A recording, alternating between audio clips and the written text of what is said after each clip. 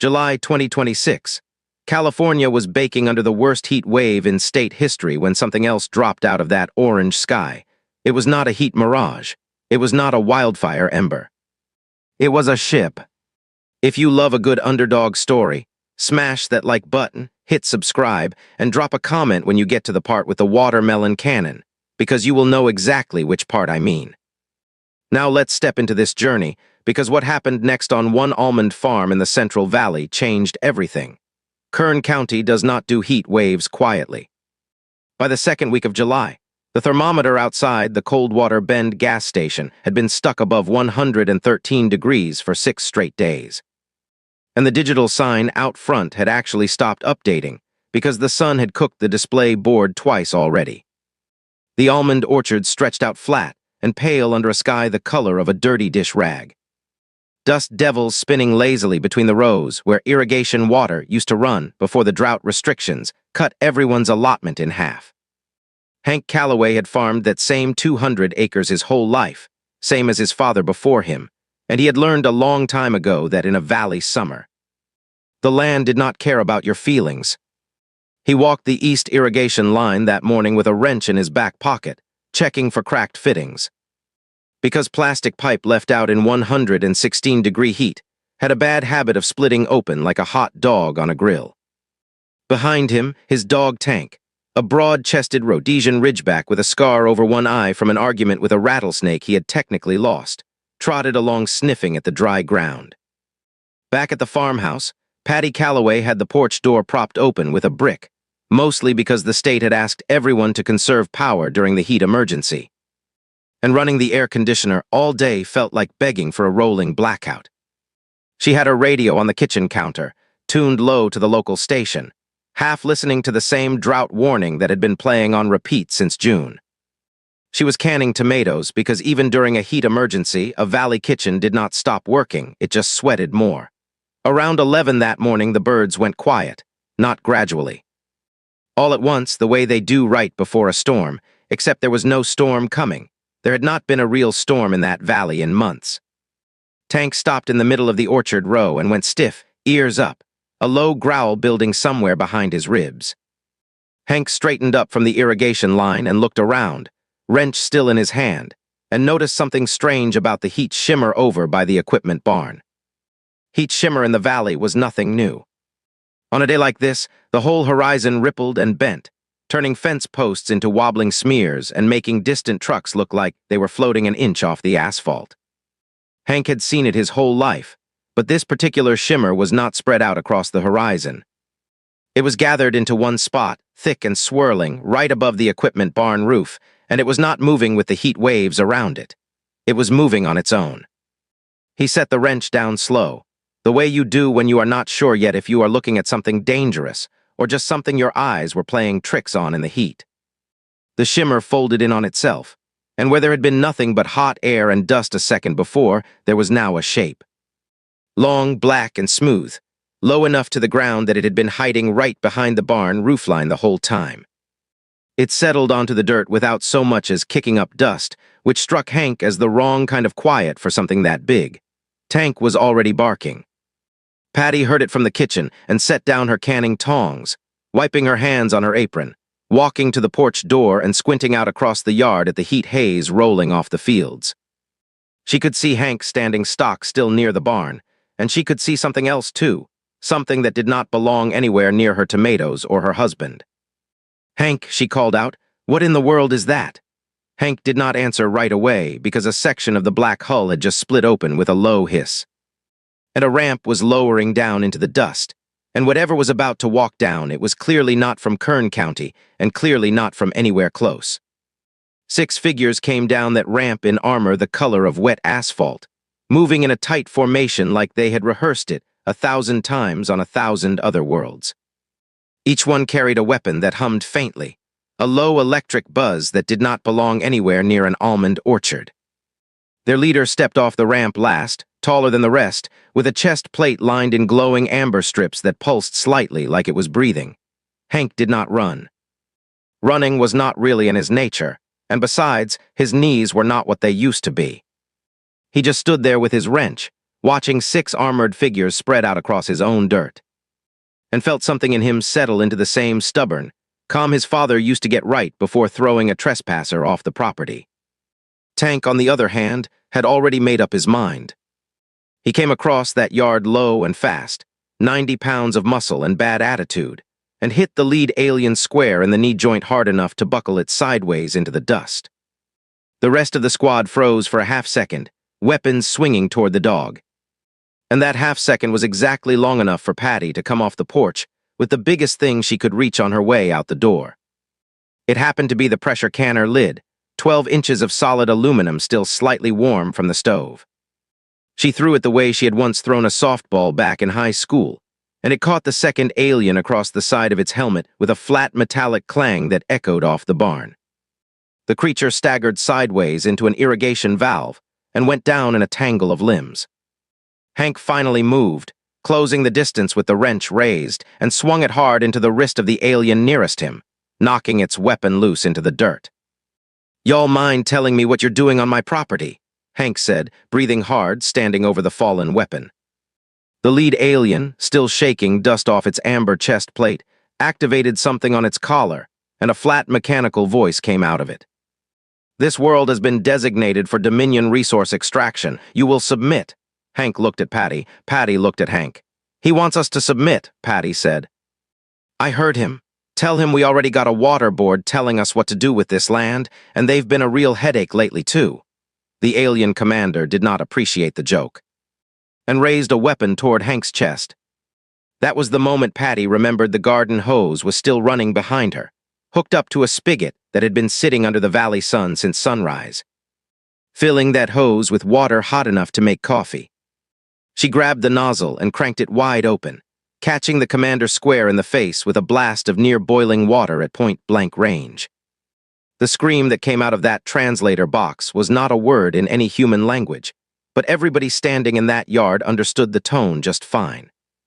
3 more aliens went down in the next 30 seconds, one tripped by Tank, one clipped across the helmet by a second thrown canner lid, and one simply backing away so fast it fell straight into the irrigation ditch behind the barn, which, thanks to the drought, was thankfully mostly dry, but still lined with enough sharp gravel to leave a mark. The squad broke formation and scrambled back up the ramp, dragging their half-conscious commander behind them, and the ship lifted off the dirt in a hurry, wobbling slightly as it climbed, like it had somewhere it badly needed to be. Hank picked his wrench back up off the ground and looked over at Patty, who was still holding the hose like a weapon, steam curling faintly off the nozzle in the heat. "You all right?" he asked. "I'm extremely all right," Patty said. "But I want it on record that they interrupted my tomatoes." Hank was still catching his breath when his phone buzzed in his pocket, an alert from the county emergency system.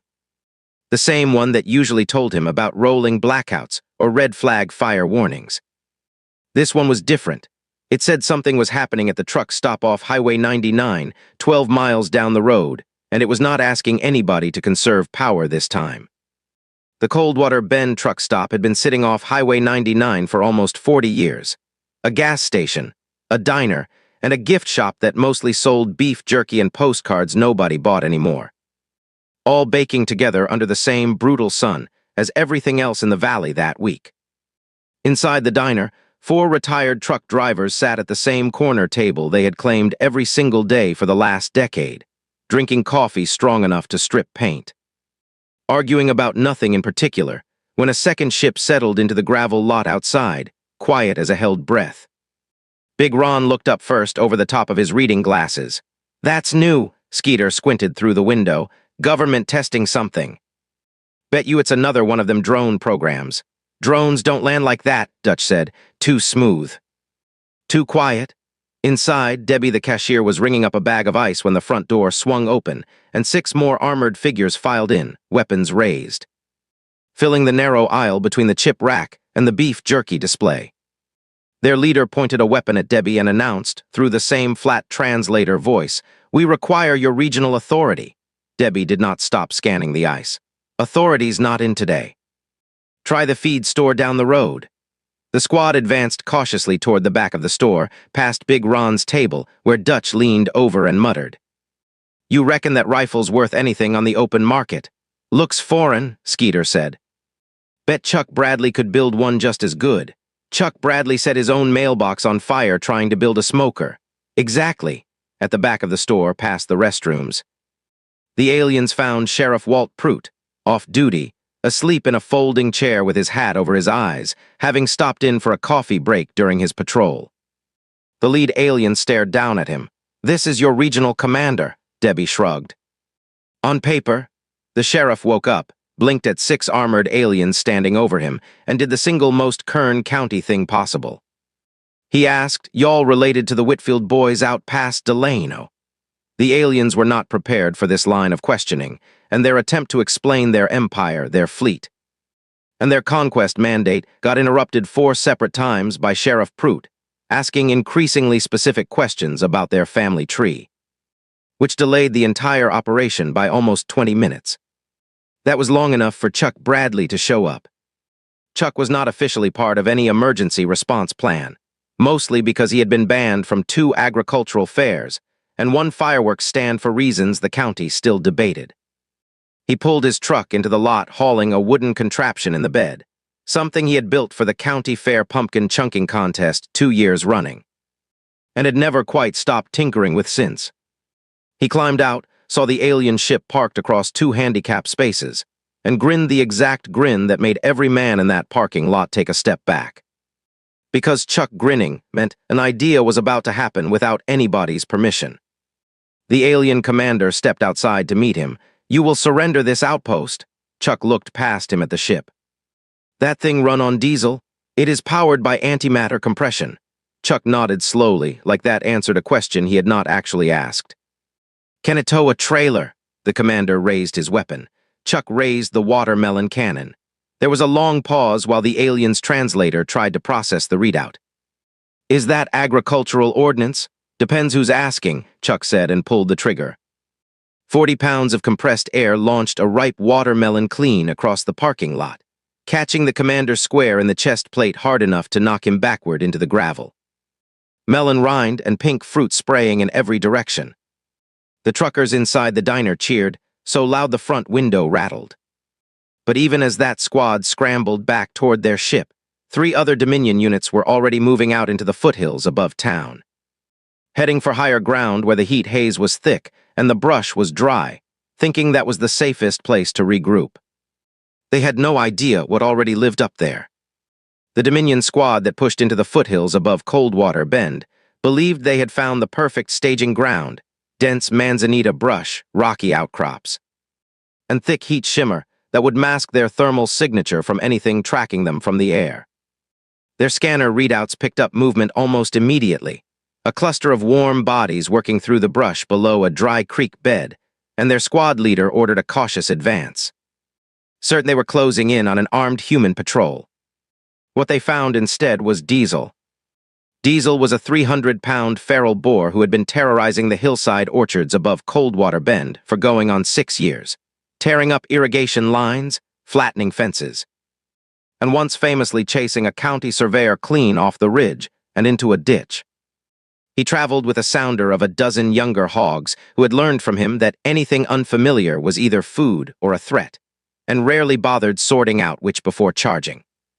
The lead alien raised a hand, signaling a halt, as Diesel stepped out from behind a manzanita bush and looked the squad over with the flat, unimpressed stare of an animal that had already beaten up a Ford pickup and considered it a fair fight. The scanner on the alien's wrist tried to classify him. Local fauna, large mammal, threat level moderate. Diesel took 1 step forward, threat level updated, personal. He charged with a speed that should not have been possible for something his size, tusks low, and the squad scattered in 6 different directions, all training abandoned in an instant. One alien fired a warning shot into the dirt that only made the younger hogs squeal and joined the chase out of pure excitement. Another tried to climb a scrub oak and discovered that Dominion armor was not built with tree climbing in mind. A third activated a stealth field, which did absolutely nothing against an animal that was tracking by smell instead of sight, and Diesel found him within seconds, sending him tumbling down the dry creek bed in a cloud of dust and squealing hogs. Overhead, a CAL FIRE air tanker on a routine wildfire patrol spotted the heat signatures kicked up by the chaos below. A cluster of unusual thermal blooms moving fast through dry brush during a red flag warning, and did exactly what protocol demanded. It banked low over the ridge and released a full load of fire retardant, a thick pink cloud that dropped across the entire hillside, coating alien armor, bore, and brush alike in sticky fire suppressant. The squad that staggered out of the tree line 20 minutes later looked less like an invasion force, and more like something that had lost a fight with a paintball gun the size of a barn. Back aboard the Dominion command ship, hovering high above the heat shimmer of the valley, the beachhead commander watched the retreat feed with a deepening frown. Watching 6 armored soldiers flee downhill from what his own scanner insisted was unarmed local wildlife. "That is a trained military animal," the commander said. His analyst checked the readout twice. "Negative, sir. It appears to be unemployed." The commander straightened in his seat, jaw tight beneath his helmet, and made the decision that would define the rest of the invasion. He was done being embarrassed by farmers, dogs, watermelons, and pigs. At exactly 3 o'clock that afternoon, during the single hottest hour of the single hottest day the valley had seen in a decade, he would launch a full assault on Coldwater Bend. Walkers and dropships together, and end this resistance before sundown. He had not accounted for one thing. The heat that was slowing his own troops down inside their sealed armor was the same heat every single person in that town had lived with their entire lives. At 3 o'clock, the sky over Coldwater Bend filled with dropships, and armored walkers rolled down Highway 99 past the truck stop, past the feed store, past the water tower with the town's name painted across it in letters that had been touched up every summer since 1962. The temperature that afternoon hit 118 degrees, the kind of heat that made asphalt go soft and car dashboards crack, and inside their sealed Dominion armor. Built for 100 different climates, but never tested against a California Central Valley summer, the invading soldiers were already struggling before the fighting even started. The people of Coldwater Bend responded with the most coordinated defense in county history, which is to say nobody had agreed on an actual plan, but everybody showed up anyway. Farmers rolled tractors out into the road, using irrigation trailers as makeshift barricades. Hank and Patty Calloway parked their truck at the edge of town with Tank riding in the bed, and Patty had swapped her garden hose for the farm's biggest water tank sprayer. The one usually reserved for pesticide application, now filled with nothing but scalding hot well water saved up since morning. The first alien walker rolled straight into the dry irrigation canal that every local kid knew to avoid on a dirt bike, sinking axle deep into cracked mud. The second got tangled in an old orchard fence line that Hank had been meaning to replace for 3 years, and was now grateful he had not gotten around to it. The third was intercepted by Chuck Bradley, who had reloaded his watermelon cannon and mounted it to the bed of his truck, driving circles around the walker's legs while launching fruit at anything that moved. Across the road, someone had set up folding chairs. Someone else had started grilling despite the heat emergency warnings about outdoor cooking, because a valley crowd was not going to watch a battle on an empty stomach. Sheriff Pruitt opened a line to the Dominion commander, standing in the gravel lot with his hat pushed back and a bottle of water sweating in his hand. "This is Sheriff Pruitt," he said. "You are outnumbered, you are overheating, and you are standing in the hottest place in the state on the hottest day of the year. I would strongly recommend you reconsider." The commander's voice came back cold and sharp. "We will level this settlement." That was when he made his final mistake. A warning shot from one of his soldiers went wide and struck the base of the town water tower. The one with Coldwater Bend, painted across it in hand lettering that Debbie's own grandfather had done back when the tower was first built. The one every local kid learned to spot from the highway as the sign they were almost home. It did not fall, it did not explode, but the paint scorched and the whole town watched it happen at once. Debbie was the one who spoke first over the sheriff's radio. "You hit our water tower." Out here, that is personal. What followed, local officials would later describe as an unusually coordinated civilian response effort. Everyone else in Coldwater Bend simply called it a Tuesday.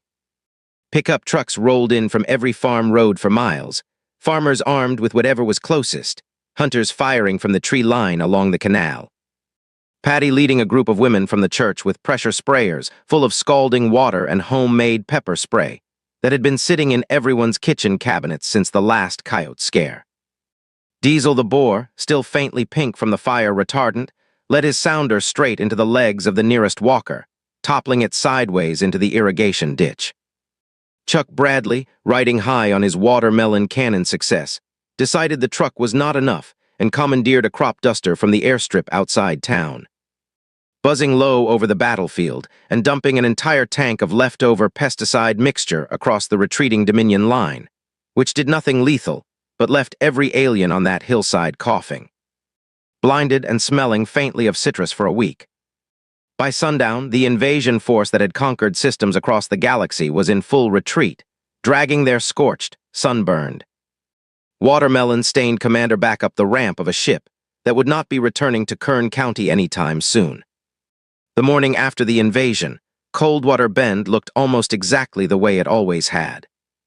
The water tower still stood, scorch marks and all, though Debbie's grandson volunteered to repaint it that same weekend, and the whole town chipped in to help.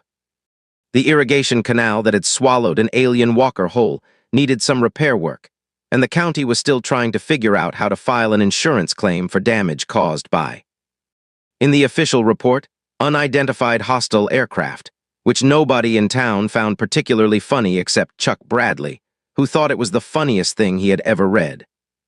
Hank Calloway walked his irrigation line again that morning, same as every morning, checking fittings, same wrench in his back pocket.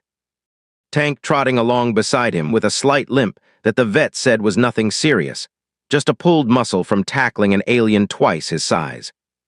Patty had gone back to her tomatoes, and when Hank asked if she was worried about the Dominion coming back, she set the pressure canner lid down on the counter between them with a meaningful look.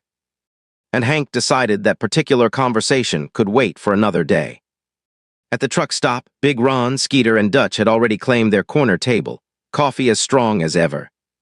Still arguing about whether Chuck's watermelon cannon should be entered into next year's county fair, and whether it would even be allowed given what it had technically been used for.